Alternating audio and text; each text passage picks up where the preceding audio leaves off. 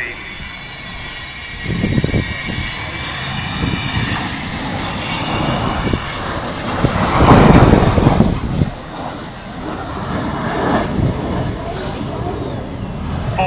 Rolls-Royce Olympus engines, 16,500 pounds of static thrust from each of them.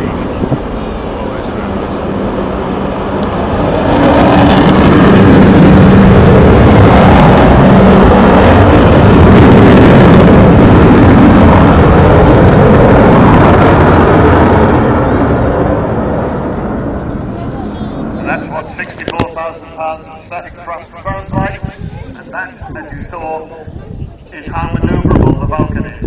When she first appeared at Farnborough, her test pilot Rolling Hawk actually did a roll in her in front of the Farnborough crowds.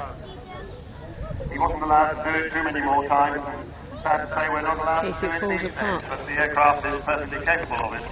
Although I do understand that the chief pilot of the organisation, Martin Withers, did say to one of the other pilots, "You can roll this aeroplane, but not with me in it." So we don't do that. Now, as she comes back towards us, expect to see the bomb doors opening. You see the huge, capacious bomb bay under that aircraft.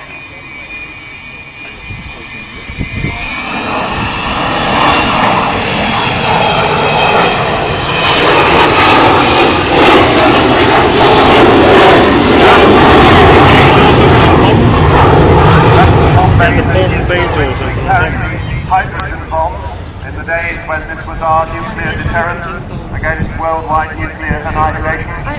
But then subsequently, in fact 30 years ago this year, she took 21 1,000-pound ordinary World War II style dumb bombs down to the Vulcan Islands in the longest bombing raid there'd ever been, and dropped the 21 bombs on the runway at Port Stanley, hitting it with 2, which was par for the course for that time with unguided bombs, and probably changing the course of the Falklands War.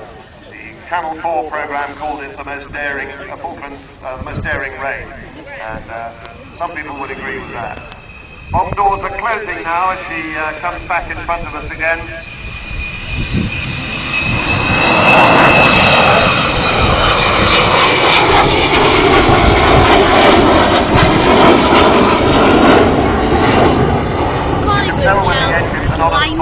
Quite apart from the noise, you get quite a lot of unburnt fuel coming out of the back, that sort of brown trail behind her.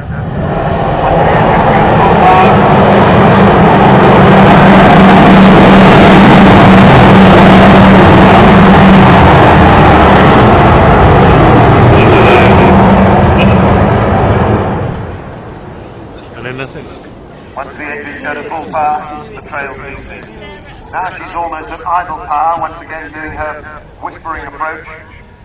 She left the Air Force in Deploy in 1993, but she was so popular then that the great British people decided they wanted her back. And it took until 2007 and the expenditure then of £7 million to get her restored and back into flying conditions. And she's been flying ever since.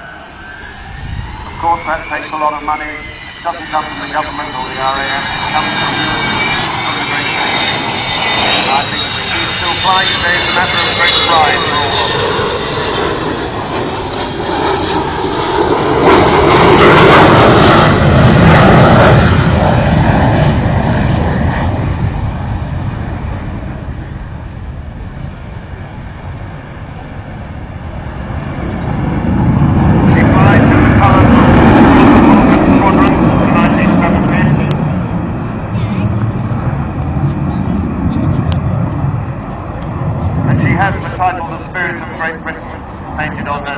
Encapsulating all that she stands for, the great British never say die bulldog spirit, because there have been so many occasions when this aeroplane has nearly financially failed. She lurches from one financial crisis to another, and there have been more than one occasion when the servicing crew, the maintenance guys who do such a brilliant job, have been given their month's notice.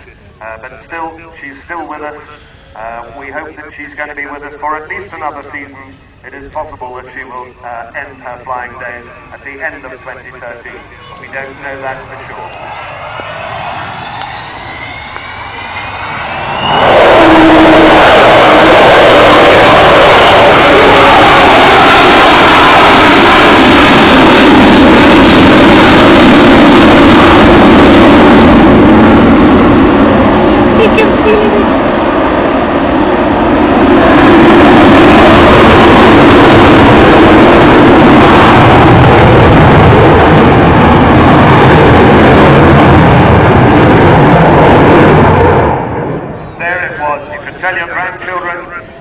heard the famous Vulcan howl, that extraordinary noise that's unique to this aeroplane. I don't think anybody really knows quite how it happens, but it does. It does depend on the weather slightly.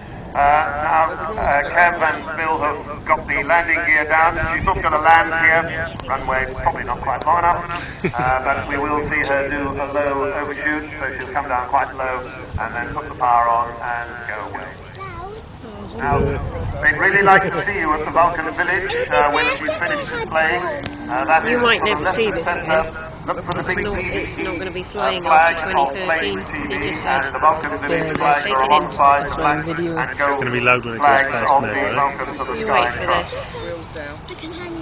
They will definitely be very welcoming. They'll be able to sell you things, put you in touch with the website, the Twitter feed, the Facebook, and I'll tell you something in a minute about how you can contribute directly.